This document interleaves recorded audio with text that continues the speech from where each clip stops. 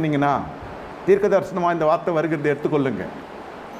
உங்களுக்கு எதுக்கு இந்த ஆடம்பரம், உங்களுக்கு எதுக்கு இந்த கர்த்தர் பேரை பெருமைப்படுத்துறார், கீர்த்தியும் புகழ்ச்சியும் வச்சிருக்கார் இல்லைன்னு. இத்தனை கோடி நான் சந்தித்தேன், இத்தனை கோடி ஜனங்கள் தேற்றப்பட்டார்கள், இத்தனை ஆயிரங்கள் சந்திக்கப்பட்டாங்க, காலைல இந்த பிரேயர் வச்சோம், சாயந்தரம் இந்த பிரேயர் வச்சோம், இந்த பிரேயர் மூலமாக இவ்வளோ வந்தது அவ்வளோ வந்தது ரூபா வந்தது போடுறியே நீ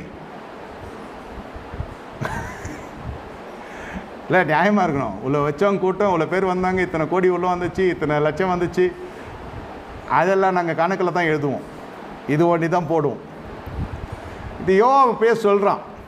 யோவாப் யார்? தாவீதுடைய அத்தை மகன், கசின். தாவீது ராஜாவே, இது தேவையா? நான் ராஜாவா நீ ராஜாவா? அழகாக எழுதப்பட்டிருக்கு வேதத்தில். தாவீதுடைய கரம் ஓங்கியிருந்தபடினால யோவாபுடைய வார்த்தை எடுபடலை. அதுதான் அழிவுக்கு ஆரம்பம்.